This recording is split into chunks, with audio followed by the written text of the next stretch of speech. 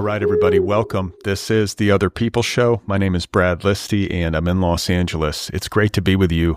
Thank you for listening. I really appreciate it. Please be sure to hit the subscribe button wherever you get your shows, and you can also subscribe on YouTube. Follow me on Bluesky and Instagram. So today is Sunday, and it is time for a new Character Studies episode. Character Studies, if you're new to the show, is a series on this podcast in which I have conversations with ordinary people about their lives. I have a great one for you today. My guest is a gentleman named Kalen from Las Vegas, Nevada. Kalen is a Blue Man Group performer. So he is a Blue Man. And he's been a Blue Man for over 25 years. And I've always wanted to talk to a Blue Man and find out what's going on behind that neutral facade, and to just know what it's like to be a Blue Man. So my conversation with Kalen is coming up. You don't want to miss it. Today's episode is brought to you by Mulholland Books, publisher of the novel Buzzkill by J. Robert Lennon. Buzzkill is the official May pick of the Otherppl Book Club. That is my book club. You can sign up for the Otherppl Book Club over at otherppl.com. Get a new book delivered to your door every 30 days. I interview book club authors on this show. So a quick reminder about my weekly email newsletter. You can sign up over at bradlisti.substack.com. It's a great way to keep up with the latest episodes of this program. I also share a list of links to things that I've been reading and finding interesting. So if that sounds good, head on over to bradlisti.substack.com and subscribe. I also have a new company in the works. I've been talking about this on the show, and I want to keep banging the drum for it. We're getting close to launch. The company is called Deep Dive, and it specializes in the creation of long-form educational audio courses. And the debut course from Deep Dive is called How to Write a Novel. It will feature more than 50 hours of instruction from dozens of today's leading writers, including Hannah Pittard, Melissa Broder, Emily St. John Mandel, Steve Almond, Matt Bell, Juliet Escoria, Deb Olin Unferth, Madeline Lucas, Purachista Hakpour, Matthew Salisis, Tiffany Clark Harrison, Stephen Graham Jones. The list goes on. It's an incredible lineup of teachers and acclaimed writers, and it's the kind of breadth and depth and access that I've never quite seen before in a writing course. And it's going to be available from Deep Dive soon. I'm almost done with post-production. This has been a labor of love, and it's been a lot of labor.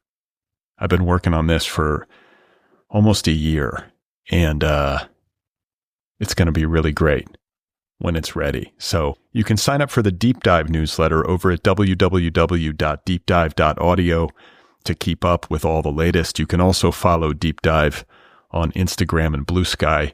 And of course, I will let you know right here on this show when things are ready to go.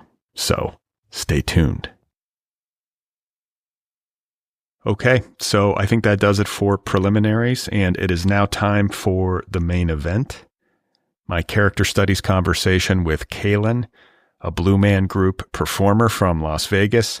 If you've ever sat around thinking to yourself, gee, I wonder how a little boy from Davenport, Iowa grows up to become a performer in the Blue Man Group, today's your lucky day. You're going to hear all about it. I had an excellent conversation with Kalen. We talked about his upbringing, some of the difficult things that he went through, and how he eventually got into acting and then wound up on stage painted blue. So let's get to it. This is the 11th character study in the history of this program. Hi, my name is Kalen. I am 47 years old, and I am a Blue Man in the Blue Man Group.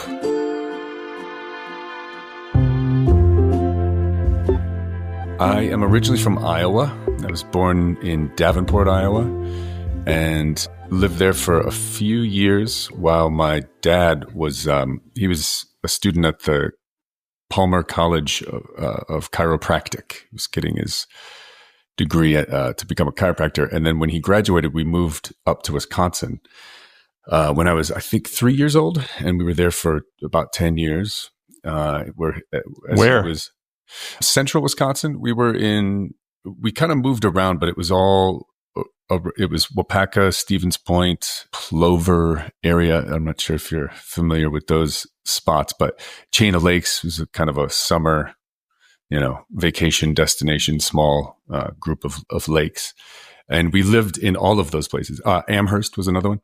And I don't know off the top of my head how far apart they were, but, half hour drive probably between the two. So it was a pretty condensed area. But as he was sort of setting up his practice, he started working with an established practice, and then he opened his own. And through that process, we kind of moved around a fair amount. So I was always in a new school. I think it was just about every 2 years. But close enough to, retain friends that I had made before the moves. So, and I had a brother and sister who were born when we lived in Wisconsin. And then we moved down to Iowa again, where my dad was originally from, to be closer to family, and for my mom to attend the same school. So she became a chiropractor.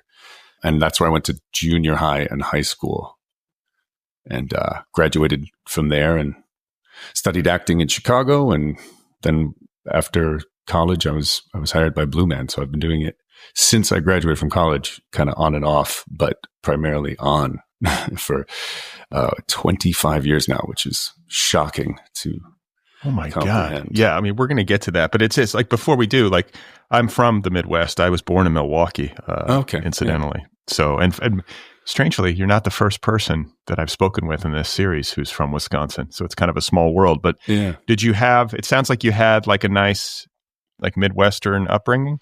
Yeah, absolutely. Super, I guess you could say down to earth, simple, pretty rural in a lot of cases. In Wisconsin in particular, for I think about 4 years we lived in this, off of a county highway in the woods, essentially. So the house was probably in fact, it was an old farmhouse, because there was an ancient barn that you could see the sun, shining through the slats of wood when it was setting, and, really, really old kind of boulder foundation with a collapsed silo and everything. And that was on, I think it was like 160 acres. So, we just lived in the woods, snowshoeing and cross country skiing in the winter, and just tearing through on our bikes and climbing trees and playing all day, and when the weather was nice.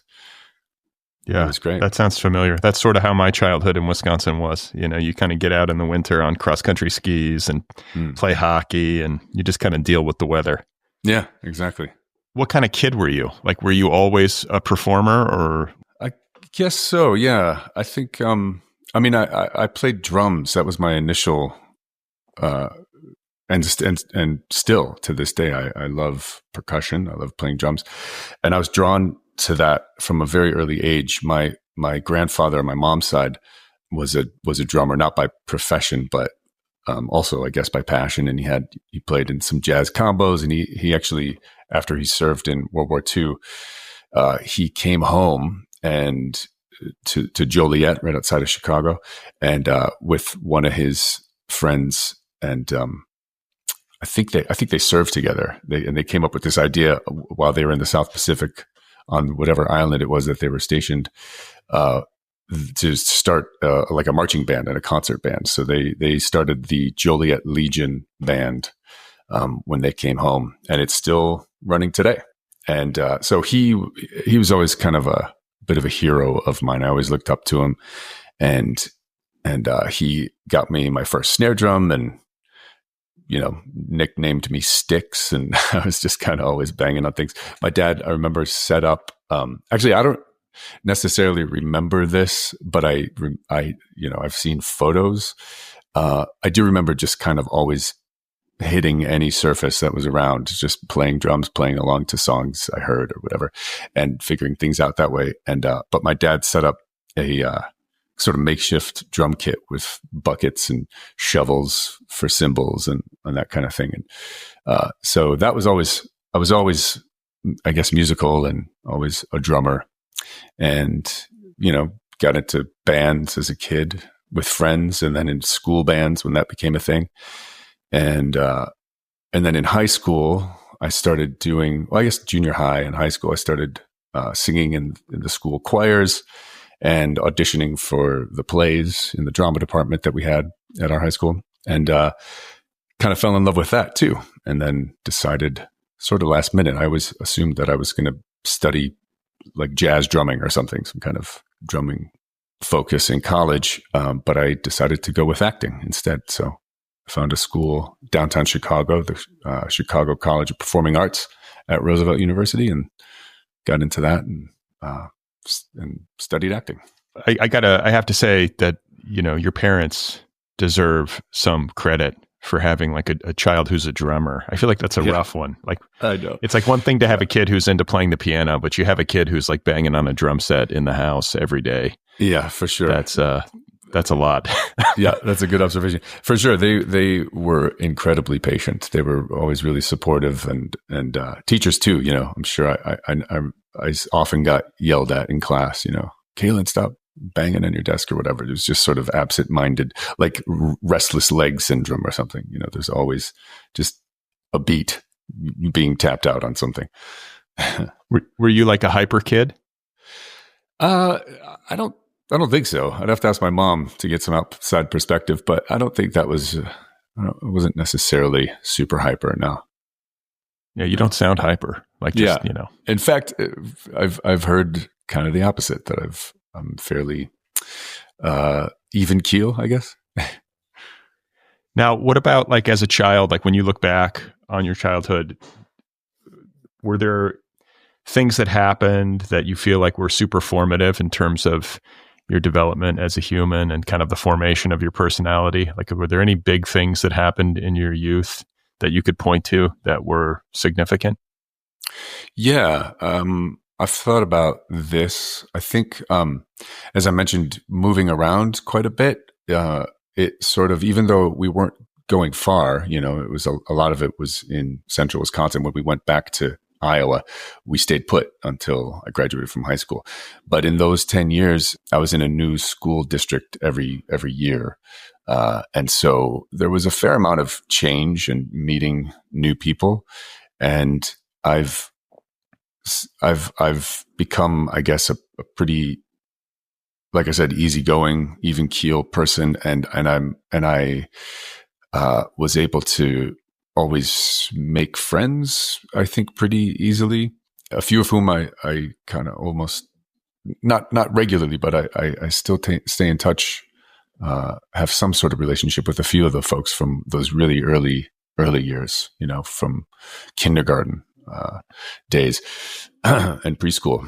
And so I think, I don't know, I think that didn't seem to have a really negative effect on me. I don't remember it ever being a huge bummer or a sense of dread. And since then, I've really enjoyed traveling. And though we've been here in Vegas for 8 years now, before that, I almost yearly found myself in a new place, a new city. I've lived, and this is all through Blue Man Group. I was able to do a bunch of different productions over the years, and open shows internationally, and do the show in different cities and on tours and things. And being able to do that has always been a big thrill for me. And we still travel every year, and so I wonder if the seeds of that are partly planted back then when I was a kid, moving around fairly regularly. And another huge thing was that my dad died when I was 15 years old, which of course, had a huge effect. I mean, we had an excellent relationship. I remember from the very beginning being fatherless, I guess, being appreciative of the fact that we did have a strong, healthy, loving relationship. It was open, and supportive and everything. And, so that even though it was brutal, the loss of him, it was at least fairly regret free. You know what I mean? There weren't any big regrets. What happened? May I ask? Yeah, he had leukemia, and he knew about it for about 10 years and was sort of up and down. During that time, we tried different treatments. He actually put off chemotherapy for a while because we lived in Tijuana one summer while he was going over we lived in San Diego while he was going over the border to Tijuana to a clinic to get this unapproved treatment that was only available there and not in the States. And actually, after that, he seemed to do a lot better. Before we went down there, it was I think he was weakening quite a bit. He was in pretty rough shape, and then there seemed to be a bit of a few stronger years after that. And then it took a turn again. And at that time, I think it was when he started chemotherapy and radiation, and was a few rounds into that when it was kind of a quick decline when he actually ended up dying. But it was rough. He knew about it for a while before he even told the kids. I was 14. I have two younger siblings, a brother and a sister, who were, I believe, they would have been 9 and 11. 9, 11, and I was 15 when he died. And so for whatever reason, they didn't want to burden us with that right away. I don't even think he knew how he wanted to handle it, what he was going to do. It took him a little while to even come up with a plan with how to approach treatment, from what I understand. And just how to approach, like, talking about it, right? That's tough to have children and to have to break that kind of news to them, I would imagine. Yeah, I can only imagine. Yeah. I remember he died at 44, and how, I don't know if you have kids but even with or without kids, just as I found that as I age, as I get older, there are these milestones you sort of think about, where your parents were at your current age and the difference in between your life and what theirs was at that time. And, like my parents were younger when they had all of us than I was when I had my daughter. And that was a big one when I, approaching 44, when my dad died. I don't know. I guess I don't know if it's because part of just my natural personality. I mean, it's not an uncommon thing to sort of worry about things, mortality. I think I do a pretty good job of not letting that overtake me, but you sort of get in your head sometimes about if you have just even a blood test from an annual physical or something like that, like what's it gonna show? And there was a special level of that associated with that year for me.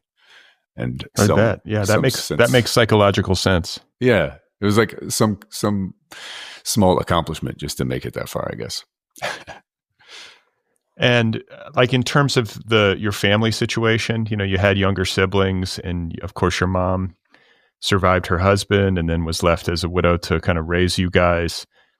That's a tough situation. And I bore witness to like versions of that in my life. I had some friends who lost parents, and you just see families respond in different ways. I also think that kids, when they lose a parent, respond to it differently. And it's obviously happening to them at various ages. So you were 15, your siblings were younger.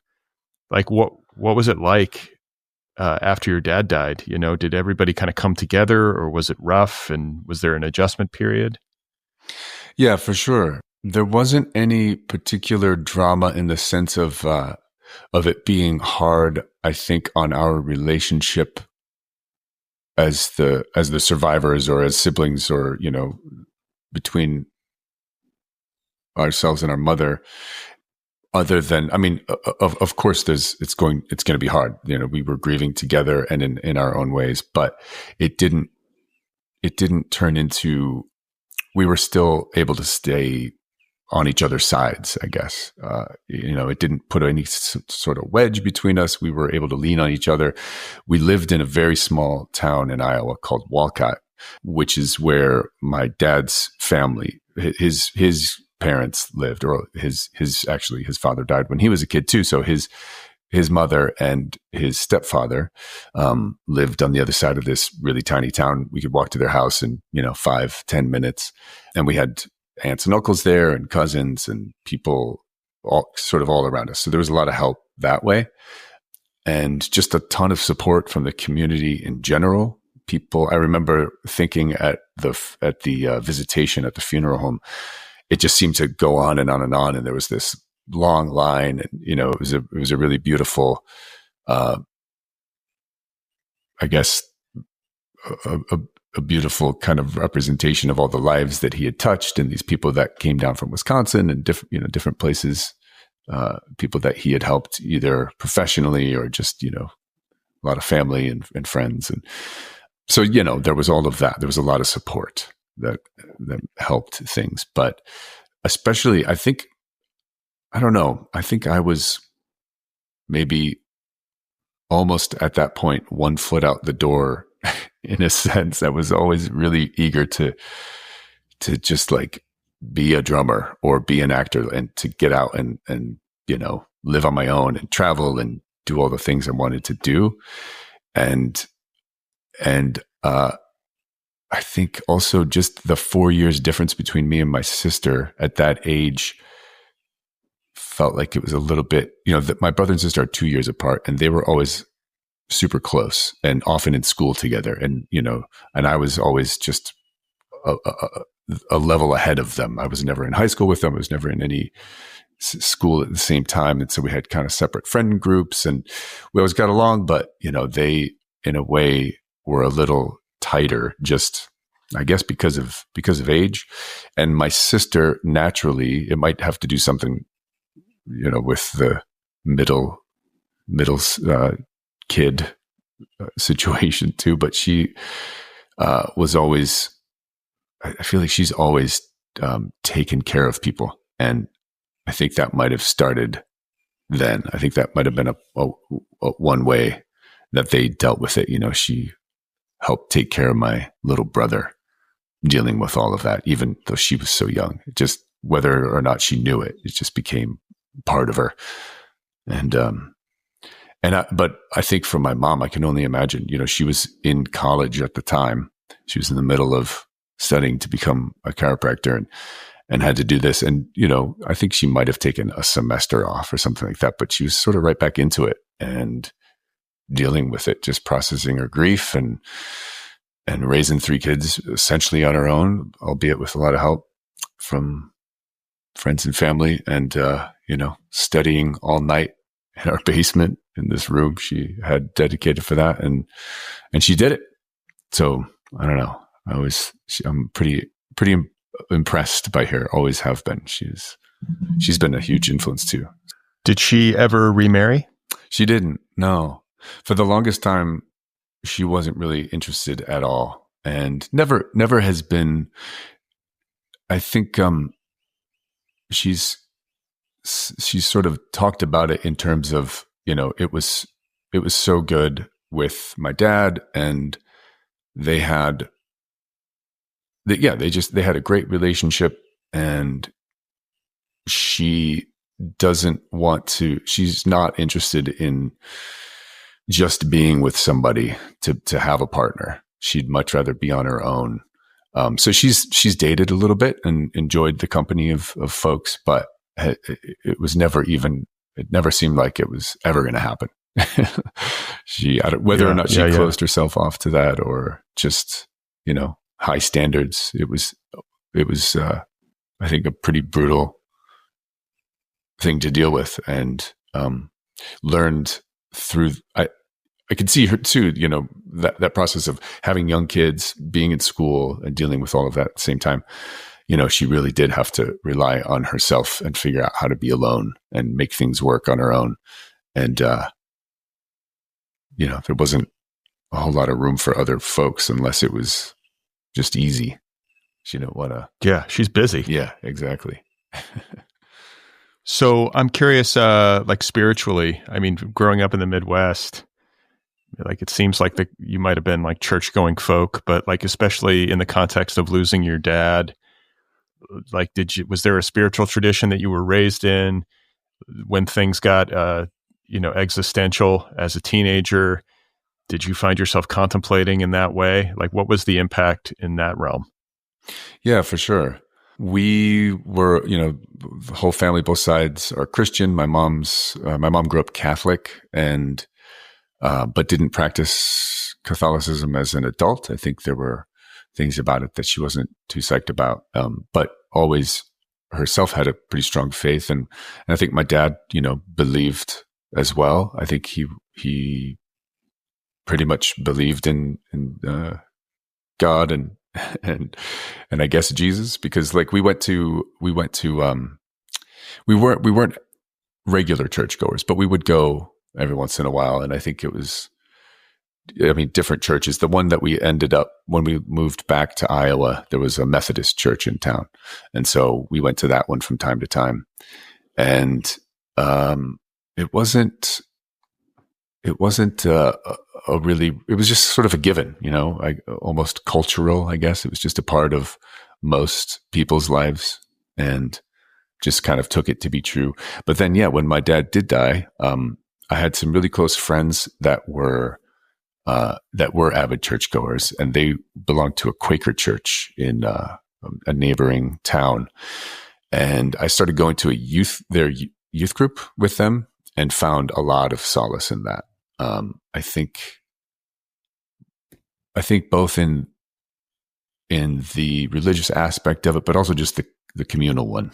And especially because it was coming from these two friends. They were sisters, and we were very close friends. And I also kind of had a crush on both of them. And so I just enjoyed being with them, And so if I'm honest, that was a big part of it.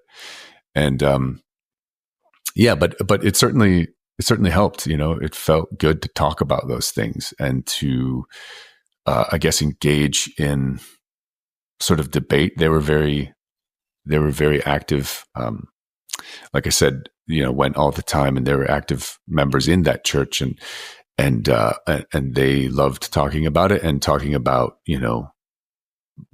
I guess, having doubts and why it was important to them to have doubts and to question their faith, and felt like it made them stronger, or they felt stronger about their faith because of those conversations. And I guess that tradition, that part of it, was always pretty satisfying too.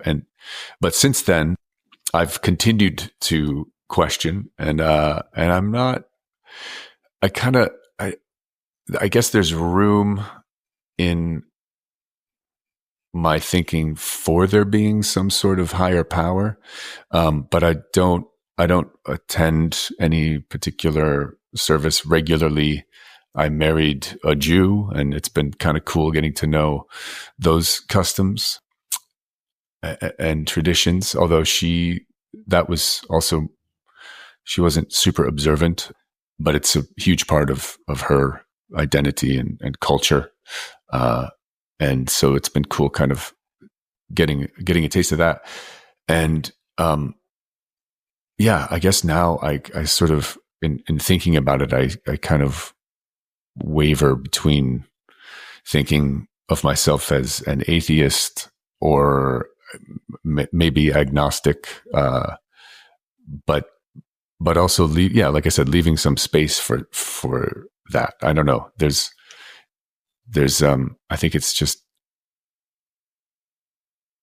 sort of awe-inspiring to think of how if everything is more Darwinian, like that's pretty amazing too, to think about the chances of being this version of things in this time and place, as the insignificant little specks that we are in the universe. And that's about how I am too. Like, I don't know. I think there's just things that we can't possibly know. Yeah. Like, how could we possibly know? It's just exactly what's an open question. Yeah. So whether that's God or just fate, or who knows. It's incredible. So I've got to believe that, like, losing your dad as a teenager, it had an impact on you in myriad ways. But I have to believe that one of the ways that you internalized it was to be acutely aware of the unstable nature of existence and the temporary nature of existence. Like, do you think that it was formative in the sense of your approach to life and your pursuit of acting? Like, this is what I want to do. I'm going to go for it. I saw my dad only get to live to 44. I don't know how much time I've got. Like, were these kinds of things on your mind as you made decisions in your young adult life? It's interesting to think about, because I feel like I didn't think about them in those explicit terms all the time. When I was just sort of drawn along a path, I guess. And I always credit my parents with for being really supportive, and not, they did say that it's a precarious choice of careers, performance. It's not any sort of steady work, and so it might not be a bad idea to have some kind of fallback. We had all those talks, but it was never like, they were always very supportive throughout all of that, and encouraged me to go for it. And so I think that was a huge part of it too. And whether or not I internalized that, my father's death, and that did sort of fuel those decisions or not, I definitely didn't think like, oh, I got to do this because I do have that attitude. I mean, I'm aware of how short life is, but I don't necessarily always think about it being born out of the loss of my father. I think it's just true for everybody. But how can that not play some role in having that opinion for myself, I guess? Yeah, it makes sense. I mean, it's got to be in there somewhere. Yeah. And so you leave Iowa and you go off, the eldest child, and you go off to Chicago to study acting at what is it called? The Chicago College University of Performing Arts at Roosevelt University. Yeah, it's right downtown. And that was a good experience? It was great. Yeah, I had a blast. It's located right behind Grant Park, behind the fountain that, if you've seen, if you remember Married with Children, in the beginning of that show, there was this fountain that happened to be this fountain in Grant Park in Chicago. And our school is right behind that. In fact, probably in the opening credits for Married with Children. That was like the claim to fame. And it was cool because it was a liberal arts. It was a conservatory style program. So it was very focused on performing arts, theater performance. They had a couple different degrees. You could do musical theater. I think they had a technical track too. And then acting, more like traditional and classical kind of acting, theater performance, which is what I studied. And it's not, there are Northwestern and DePaul universities are both in Chicago, and both have sort of renowned acting programs. And the one that I went to doesn't have the same prestige, I guess. But one of the great things about it was that they were really supportive of getting out and getting practical experience. So, the first couple of years, it was all very focused, sort of in-house. But then they were always fostering these relationships with different theater companies in the community. And there were opportunities to audition for and participate in professional shows, which I was able to do, especially during my senior year. I had very few credits that I needed to complete at that time. And so it was a very practical year. I was working in the community, and got some great experience through that. And a lot of the teachers were also pursuing their own careers. So it wasn't just teachers. They had, they were also out auditioning and working on the stages in the area and across the country and things. So I loved it. It was great. And it was great to be in the city too. I guess being an American, maybe I always had this vision of college and, having a quad and a campus and some kind of more traditional Big Ten or whatever version of college. But I really loved just living in the city, too. Chicago is a great town. And I got busy right away. So were you, as a student in college, thinking of yourself like, I'm going to be Brando, I'm going to be like a movie star? Like, what were your aspirations? Did you have a vision for yourself as like what kind of performer you wanted to be? Yeah, for sure. Without having a specific kind of 5-year plan or anything, I've never been real good at that, but definitely had aspirations to be a famous actor. And I would always say, I would be lying if that wasn't a part of it, and I would always say, I just want to work. I want to, I don't have to be famous, but that was certainly a part of the equation. But I guess, I think I would have wanted to stay in Chicago for a few years. I actually had an agent in college and right after, while I was still there, and I would go on. I started to do film and television and commercial auditions. And so that I had this idea that I would stay there, do as much theater, Chicago style, black box, in your face, theater, really explore. And then, hopefully work my way up to the bigger stages, Goodman and Steppenwolf and Looking Glass and all these wonderful theater companies they have in Chicago. Just to name a few. And then at the same time, get more film opportunities and eventually, be able to do movies and maybe Broadway, all of it. I was just kind of interested in all of it. And what about like Second City and the comedy scene in Chicago? Did you come into contact with it? I did. I never took any classes, but I had a lot of friends who were very active in it. So I saw a ton of shows. And that was always a lot of fun and also very terrifying for me. And we ended up living in LA for a while. And while I was there, this is much more recently, about 10 years ago. And while I was there, I started taking classes at Upright Citizens Brigade, improv classes. And that was a lot of fun and something that I wouldn't mind doing more of actually in the future. In Las Vegas, they do have some classes, but I haven't committed the time to it.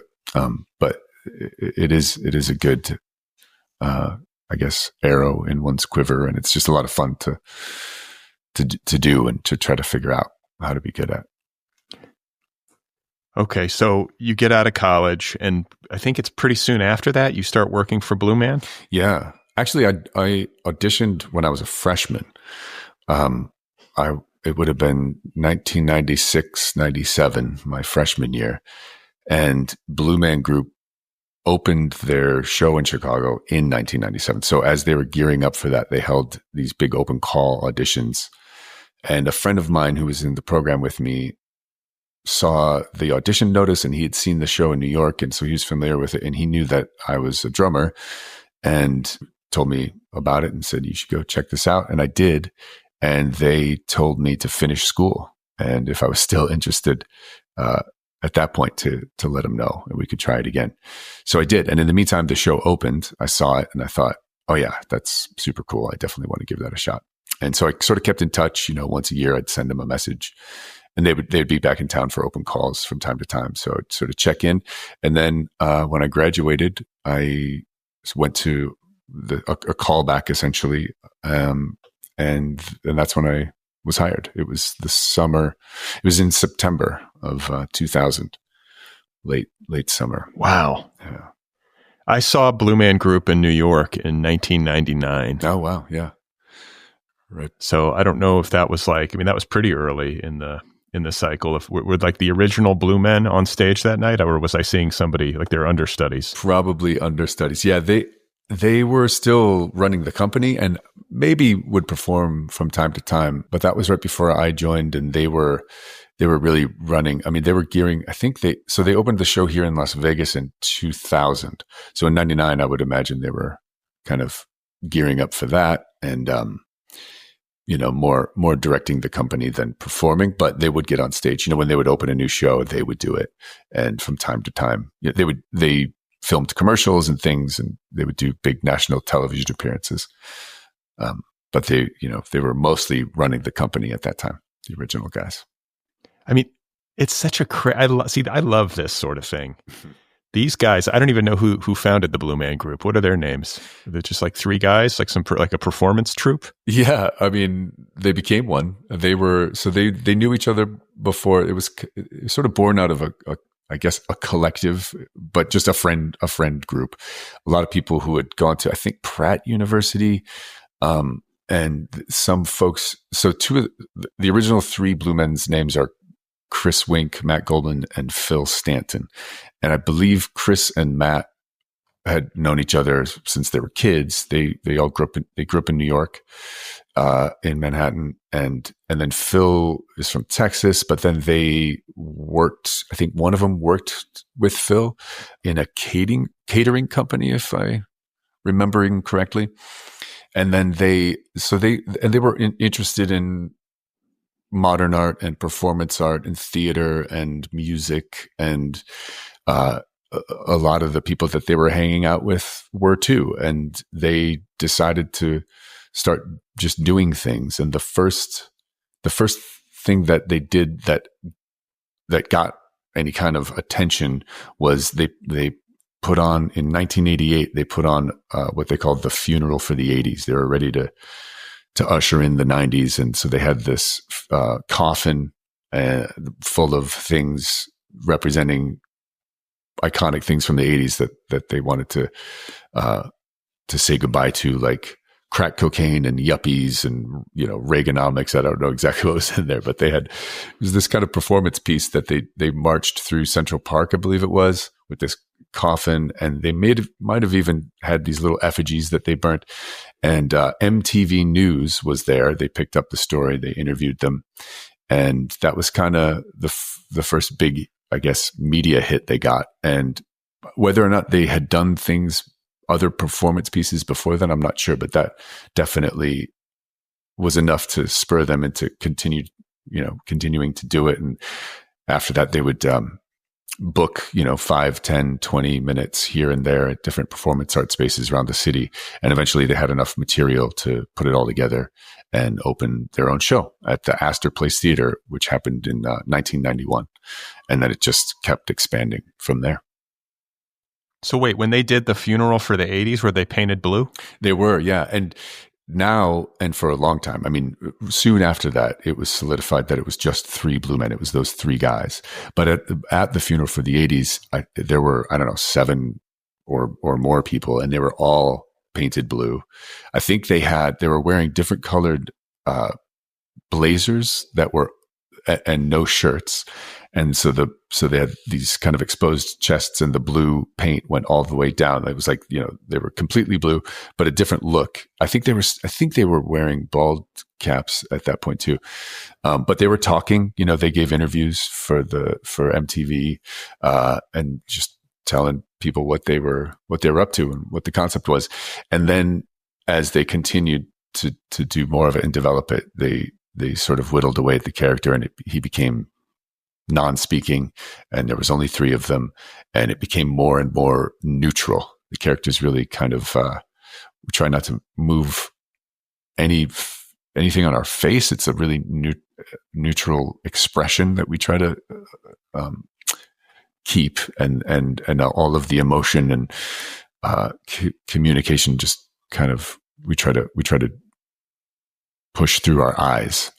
So the eyes are kind of in focus, and the main communicative tool, I guess. And that all happened through trial and error and over the course of years, and a lot of collaboration. It's so fascinating to me that these guys, this thing is a huge machine. I mean, yeah. Blue Man Group is, like you say, it's all over the world, right? These shows are constantly running. It's been in Vegas forever. Yeah. 25 and years. It's just such a specific creative niche. Like, it is, yeah. Like it's one of one. Like who comes up with this, and yet it works, and people love it, and it's been going on forever. and it's a big business. Exactly. Yeah. I think it was, like anything that hits, I think there's an element of right place, right time, but there's also something I think that is sort of timeless. There, a lot of the themes that they've dealt with have had to do with modern life and urban isolation. They talk about in one of the pieces in the show. And, I guess the goal of each performance being to sort of overcome that and just to appreciate that we're all here together in this room and it's only happening right now in this one particular way. It's never going to quite be the same, just to kind of live in the moment type thing in the broadest possible stroke. But, they've always sort of experimented with different themes through which to tackle that. And a lot of that has had to do with whether it's virtual reality or now artificial intelligence or, whatever kind of new modern themes are in the show. That's been a part of it too. But I think through all of that, there's something very simple in the three blue men.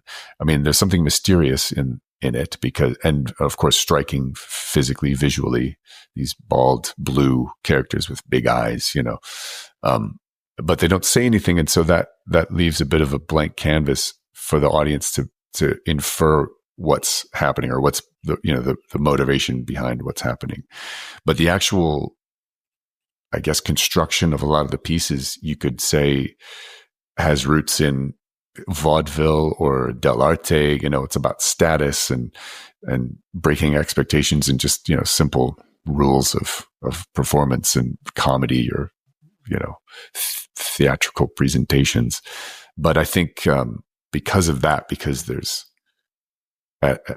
in the relationship that the blue men have between each other, there's something sort of universal too. And because we don't speak, we can do a show in Tokyo and people still get it, Right. Yeah. It translates more easily than it would otherwise. Right. Yeah. And so you've got to be at 25 years, you've got to be one of the longest tenured blue men. Yeah, I think in the troupe, right? Like on your business card, does it say like senior VP blue man or? No, actually, you know what?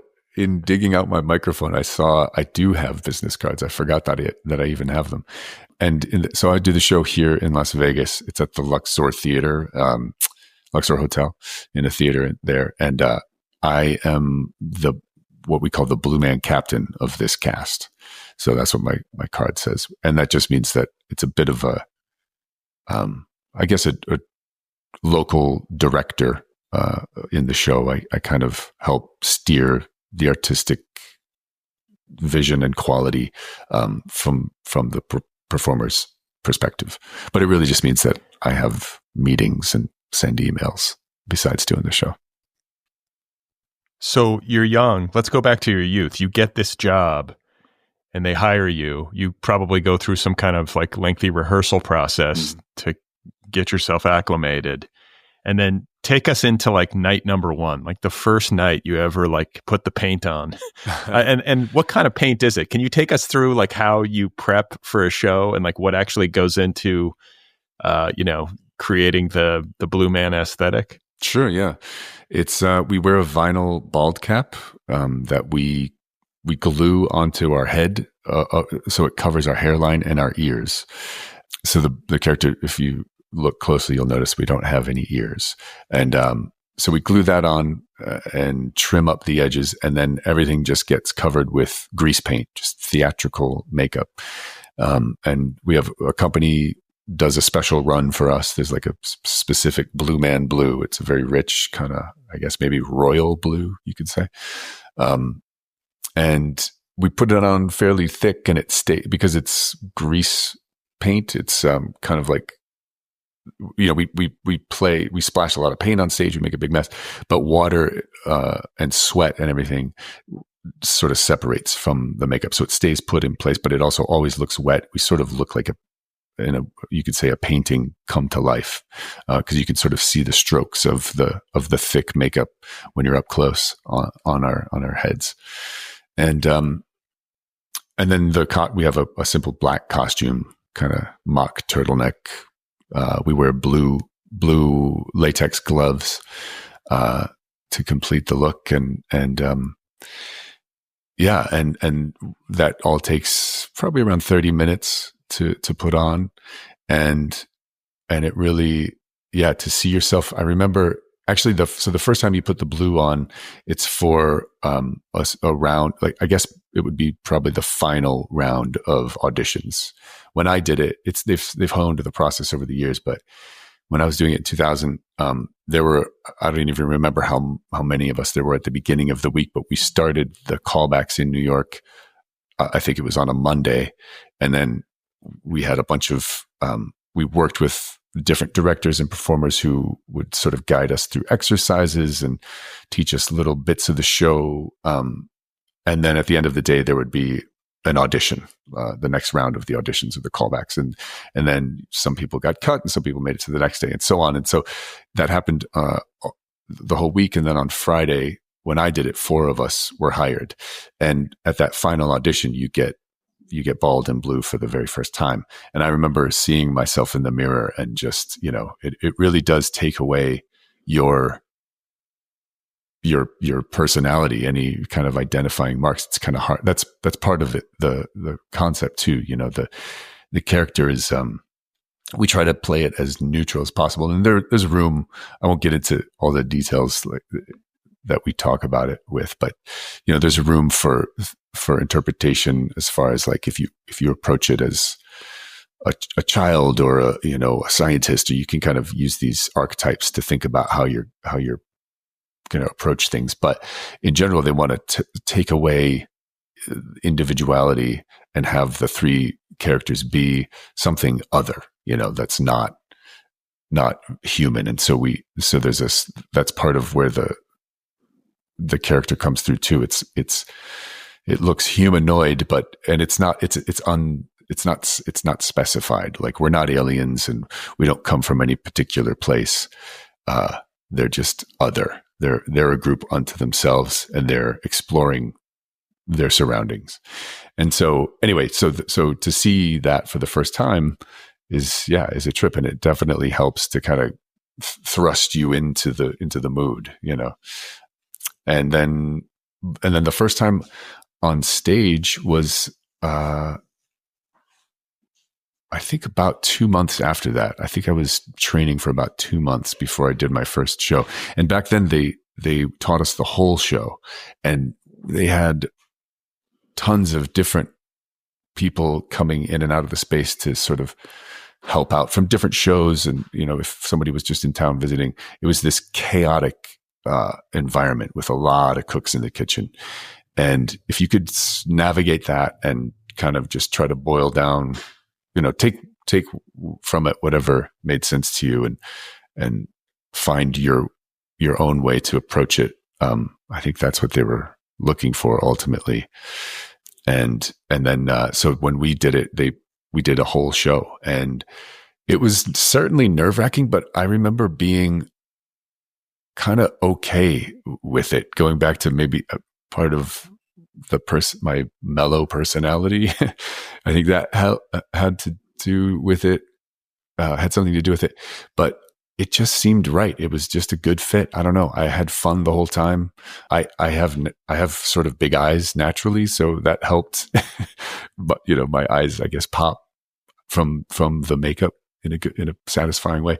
So I had that on my side, and I'm a pretty decent drummer. I can figure things out pretty quickly. And so the music part of it wasn't a huge struggle. And all of it was just fun. It was just playing, it's just the funnest job you can imagine. We get to make a mess on stage. We get to make people laugh, and to figure out how to do that has just always been such joy for me. So definitely nerves were a part of it, and continue to be from time to time when there's something new we're working on, or a particular person watching the show. But it's always just been so much fun. And that's what I remember primarily about that first time, that I almost knew I was going to get it. It just kind of made sense. You're like born to be a blue man. It's it. Yeah. I mean, it's destiny, still but doing it. There's something, and you might have been referencing this. I don't know enough about like theater and acting, but like Della Arte and Yeah. the kind of performative traditions that Blue Man Group is operating in. Like something that I don't think we said explicitly, but might have been embedded in those references is like being a clown and being a mime. Mm-hmm. Like, right? Because of the silence, like everything is physical and there's this kind of like deadpan, neutral delivery that just reminds me of like a mime, right? Yeah, for sure. That's obviously a part of it, even whether or not Blue Man Group wants it to be a part of it. I think for a long time, they were really careful about, they didn't want to be associated with clowning or miming, because that is partly out of respect for those traditions, which are long and deep and very specific. They can, clowning is kind of a million different things, but there are different approaches to it, but there are very specific ways to study that and to get into it, and all these pedigrees and everything. And Blue Man doesn't come from that. That wasn't a part of any of the original three guys' training, and it wasn't sort of the lens that they viewed anything through explicitly. But obviously, there's some natural overlap, and nothing to be ashamed of. I mean, there's some amazing mime and clowning. And it does influence tons of other art forms, I think, and it can be a great addition. But yeah, whether it was, when they were coming up with those initial pieces, I don't know if they were thinking about, well, this is like Dell'Arte in this sense, or we're pulling from this specific thing, or if it just naturally resonated on, some similar levels. I really don't know the specifics of how it came about. But I've been able to help write some pieces and workshop ideas since I've been a part of the company. And when I'm thinking about it on my own, it certainly can help to think about reference points like that, to see what's similar, what's different, take inspiration from wherever you can, really. So how many, like you start touring, right? Like, you said you've done this show in cities all over the world. Mm-hmm. So can you just talk a little bit about where you've been with it? Sure. Yeah. So I started in Boston. All the training happens in New York. That was the original place. They opened Astor Place Theater in 1991. And actually just this year in, I believe it was early February, they closed that theater after, what is it, almost 34 years. But that's where the training took place too. And then from there, when I was training, there was New York, Boston, Chicago, and Las Vegas. And so we could have been a part of any of those casts. We kind of had to be ready to go wherever. And it ended up being Boston that needed us the most. And so four of us trained together after all the cuts, and then three of us were hired to do it full time. Two of us went to Boston, one went to Chicago, and I stayed in Boston for about 2 years before I did my first tour, which was it was called The Complex, and it was based on music from the second album that Blue Man Group created. The first album was called Audio, and that was kind of things that existed in the show, and it was all instrumental. And then they wrote all new songs, and including lyrics, and they collaborated with a bunch of artists as singers who, sang the songs on the album. And we went on tour with that one. And it was a North American tour. We did a couple dates in Canada, but most of the US. And that was 2003 for that, pretty much that whole year. And then in 2004, we opened a show in Berlin, which I was a part of. I helped open that show, and I got to live there for about a year and some months, a little over a year. And then at that point, the reason I left Berlin is because they were opening a show in London. And so I was able to be a part of that first cast, and same thing in London, lived there for about a year. And then after London, I moved back to New York, and I joined that cast. And they were gearing up to do a Tokyo show. So I was able to do the same thing in Tokyo. And at that point, my wife and I got married that year, actually, before we moved to Tokyo. So we went there together and lived in Tokyo for a year, and then moved back to New York. And that was actually the first time I quit Blue Man Group. In 2000, after Tokyo, I was there for a year. So in 2009, I moved back to New York and started auditioning for other things, and did a couple small, student plays and a showcase at the public and little things here and there. But that whole time, because I was living in New York, there were still opportunities to perform with Blue Man. So they would call me and say, "Hey, can you do a couple shows this weekend?" Or "So-and-so's out on leave. Can you cover for a couple weeks?" So it was always, even when I wasn't doing it full time, I kept a connection to it. And I did that for about a year and a half. And then I did another tour for 2 years, which was a smaller kind of theatrical version of the tour. And then after that, we moved to the Los Angeles area and had our daughter. And while I was living there, I was able to do a bunch of coverage in the Las Vegas show. And in LA, we started a business together, my wife and I, and we had money saved up, and we kind of invested everything into the company and started going a little further into debt. And so I reached out to Blue Man to see if there were any full-time positions, to see if I could get a regular salary again. And there happened to be something opening up in the Orlando show. So we moved there for barely a year. And then after that, a position in Las Vegas opened up. And so we moved to Las Vegas, and that's where I've been doing it ever since, full time. So what was this company that you started? Was it acting related or? No. So my wife was a clothing designer when we lived in New York.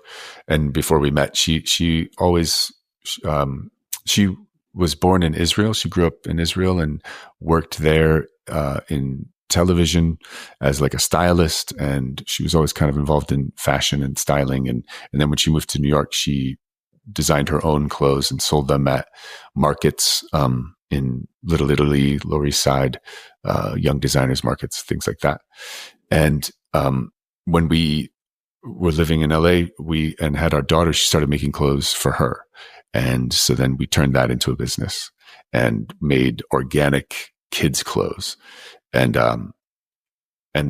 since then, she's actually started a couple other businesses. We run a couple businesses out of the house, but it's, online retail, clothing and hair accessories and housewares and things like that. And you've been in Vegas performing with Blue Man for what, the past decade? Almost. It'll be 8 years this summer. Wow. Okay. And so I'm curious, just like on the business side of things, because this operation is so big and it's international, like, is it like a traditional business? Like, do you get like a 401k as a Blue Man?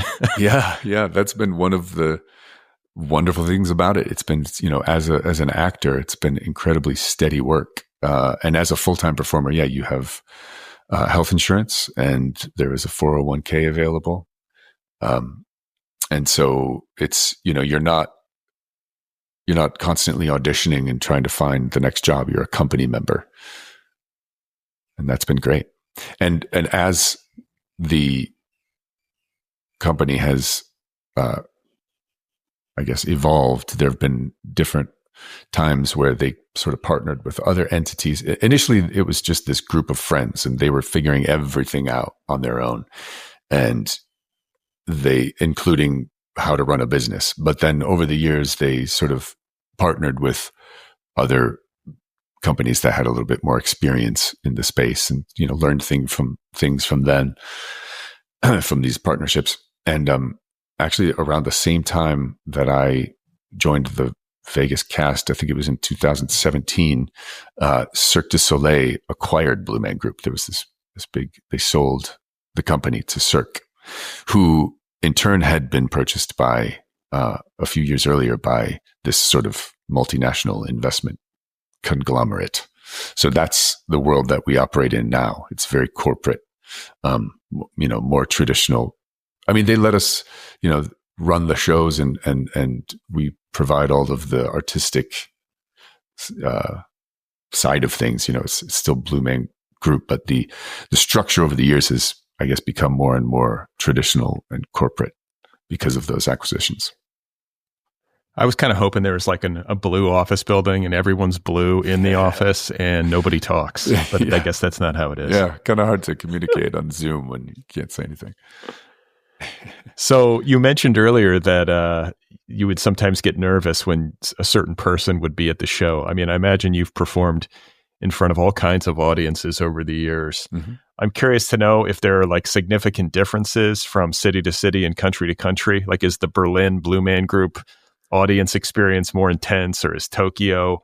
And then like, what kinds of people make you nervous if they're in the audience? I'm imagining there might be like some like actor of stature or something who would show up and be watching. Is that the case? Yeah, certainly. Over the years, there have been a lot of celebrities or notable people from different walks of life.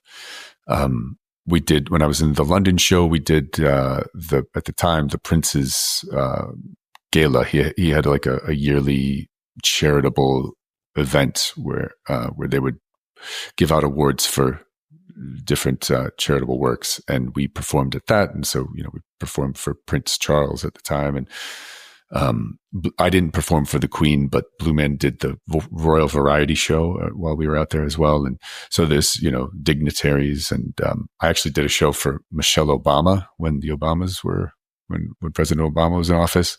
And there was a bunch of Secret Service, around scoping out the place really for months leading up to it. And they never told us who was coming to the show. It was all very secretive, as you can imagine.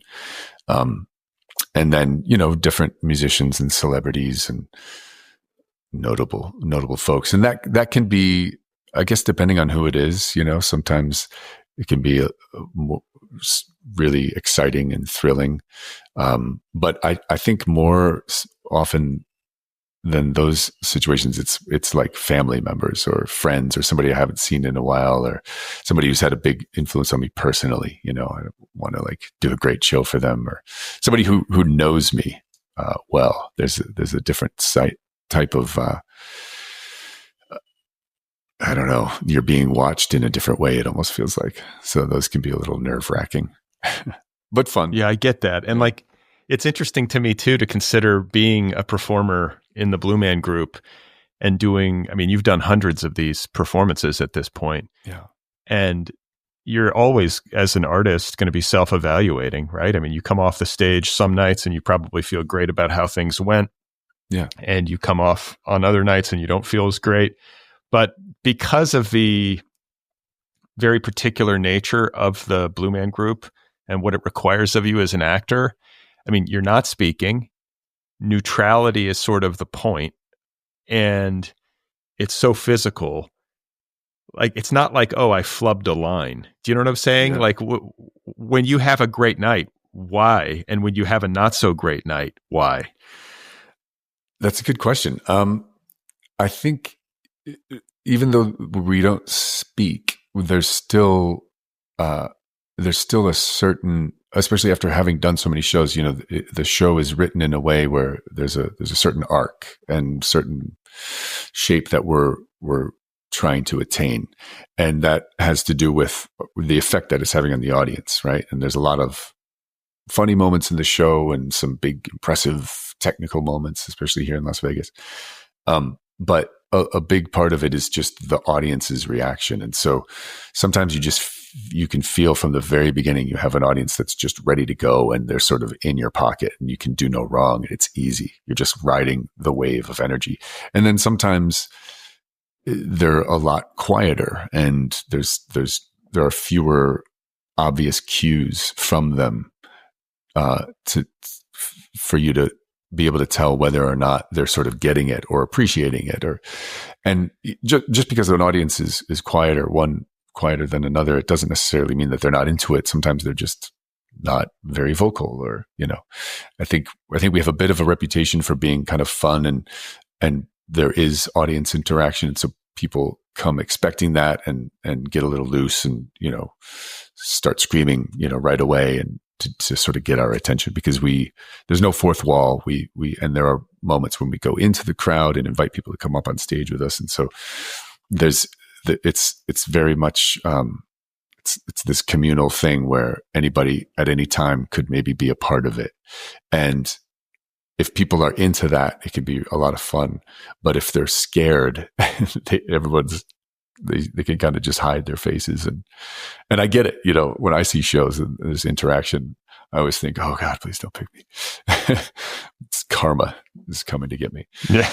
But, so that's the main, I would say the main, indicator of whether or not it's a good show. And then of course, whether, if you mess up a song, you hit a wrong note, you're having a hard time connecting with the other performers on stage. Besides the 3 Blue Men, we also have, in the Vegas show, there are 4 musicians, 2 string players and 2 drummers in 2 different band lofts on the stage. And so, it's a big ensemble that we're playing with. We play a lot of music in the show, and, that can be really dialed in from night to night, or a little bit more of a struggle.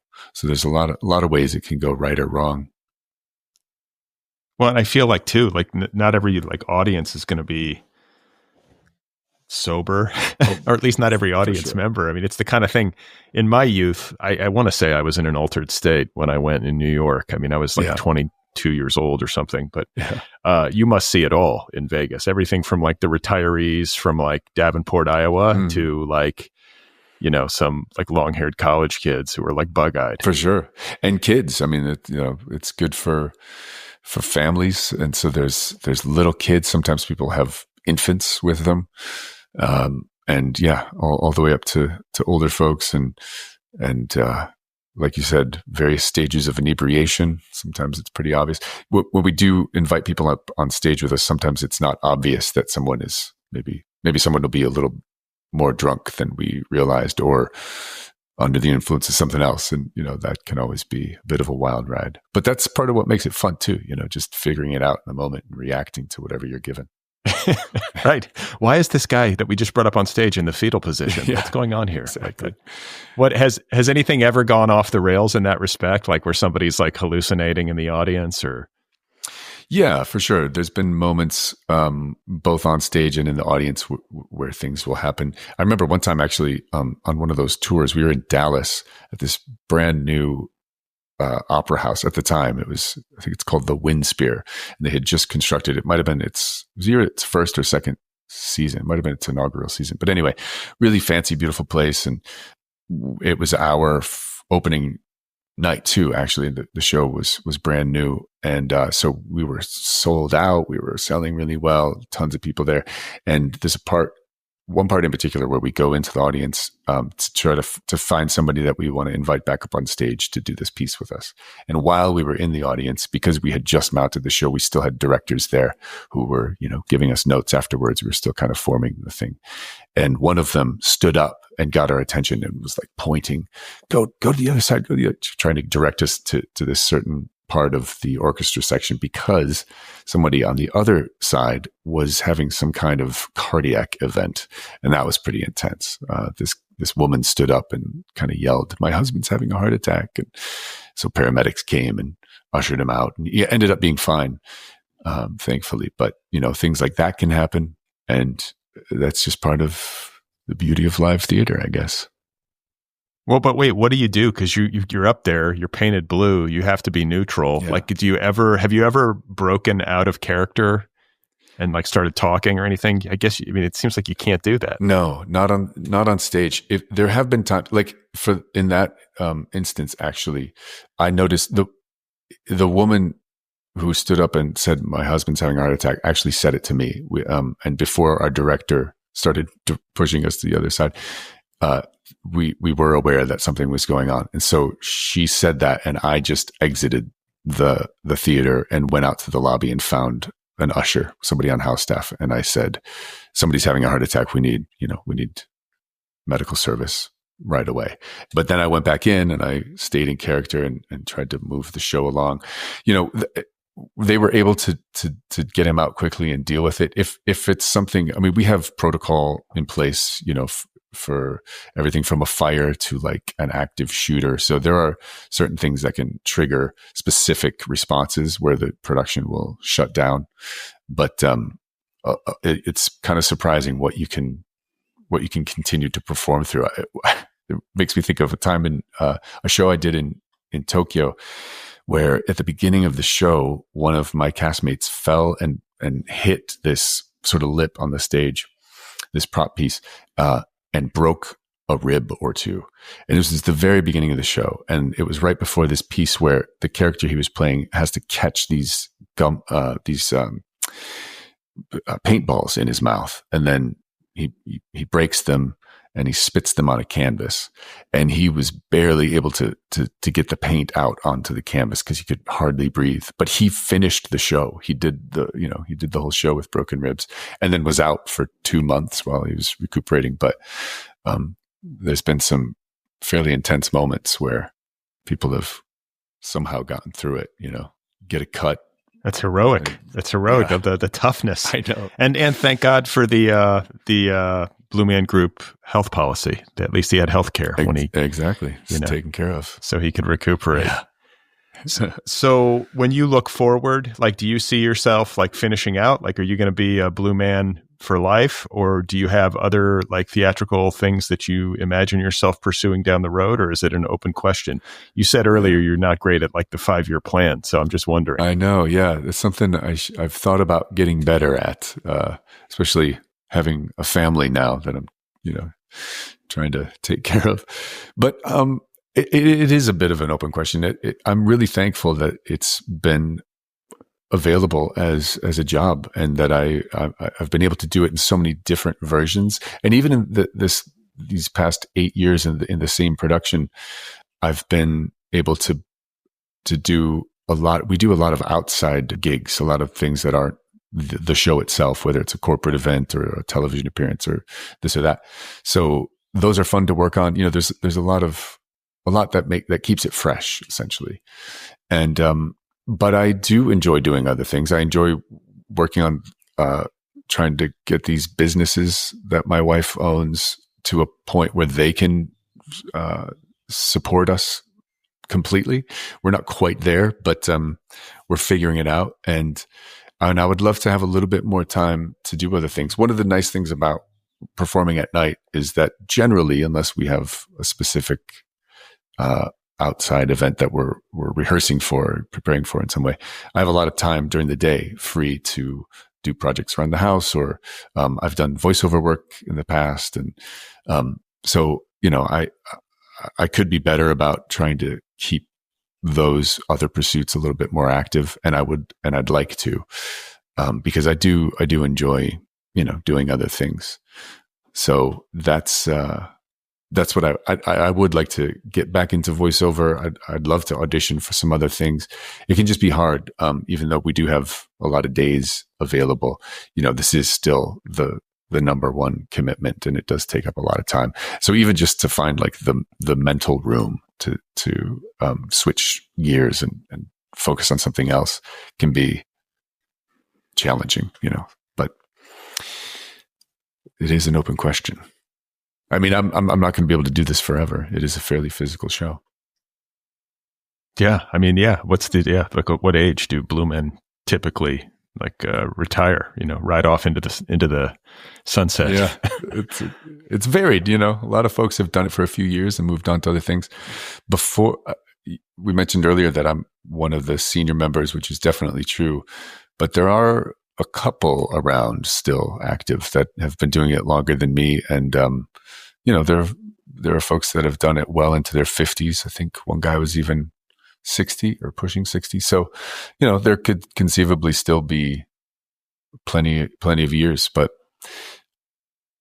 yeah, I will see. I don't know. Okay. So last question, you finish a performance and you walk off stage and you go to like your dressing room or whatever. How long does it take to get out of like that makeup? Like how does that even work? It feels like it would be like labor intensive to get all that grease paint off your face. Yeah. Initially it's a little more daunting, and then you sort of get the hang of it. But that too, I think I would say both to get ready and to take get out of the makeup is 20 to 30 minutes. And if we were rushing, we could do it more quickly. But it's always a part of a process to where we're doing other things. So after the show, we talk to stage management and if they share any technical difficulties, and we like to keep a conversation about the artistic choices and the show itself active. And so we kind of have a bit of a notes session, or at least the possibility of a notes session. If anybody has anything to say, we encourage active stewardship of how this thing is going. So as we're getting out of the costume and makeup and everything, we're talking about how it went and what we could do better, or specific objectives we've identified and things like that. A blue man's work is never done. Indeed. You're always trying to get better. That's right. Yeah. It's never it's elusive. You can never. It's never figured out. And just the longevity of it, the repetition. You have to find ways to keep it fresh and interesting, and not just paint by numbers. And that can be a big challenge, but it's fun for sure to go at it. Well, Kalen, it has been super fascinating to talk with you. I really appreciate the time and appreciate you sharing your life story with me. Thank you. Thanks so much for having me on your show. Okay, there we go. That was my conversation with Kalen, a 47-year-old Blue Man Group performer from Las Vegas, Nevada. I hope you enjoyed it, and if you're out there and you or someone you know would be a great character studies guest, I need guests. So please email me. The address is letters@otherppl.com. I'm interested in talking with people from all walks of life. So like anybody but a writer. I interview writers on this show regularly, so I don't need to talk to another writer, but I do love talking with pretty much anybody else, as long as they're not here to like promote something in some kind of stealth fashion. It's just a dialogue, and it is done anonymously. So one more time, my email address is letters@otherppl.com if you know anyone who would make a great character studies guest. Don't forget to subscribe to this show wherever you listen. You can also subscribe on YouTube. Follow me on Bluesky and Instagram. You can sign up for my weekly email newsletter over at Substack. And if you love this show, if you listen regularly, if you get something from it, if the work that I do adds something positive to your existence, I hope you will join the Other People Patreon community over at patreon.com/otherpplpod. If you want to get an Other People t-shirt just in time for summer, if you're in the Northern Hemisphere, or if you want to join the Other People book club, you can do that at otherppl.com. And if you want to sign up for the Deep Dive newsletter and stay in the know about my new company and when it's going to launch, just go to www.deepdive.audio. You can also follow Deep Dive on Bluesky and Instagram. Finally, if you have a couple of minutes, just 2, and you want to do me a quick favor, please give this show a rating wherever you listen. So Apple Podcasts, Spotify, wherever it is, rate it, review it. It helps the show find new listeners. All right, so coming up on Tuesday, I will be in conversation with Honor Jones. She is an editor at The Atlantic, and she has a debut novel out called Sleep. I had a great time talking with Honor Jones. That is coming up on Tuesday. So stay tuned.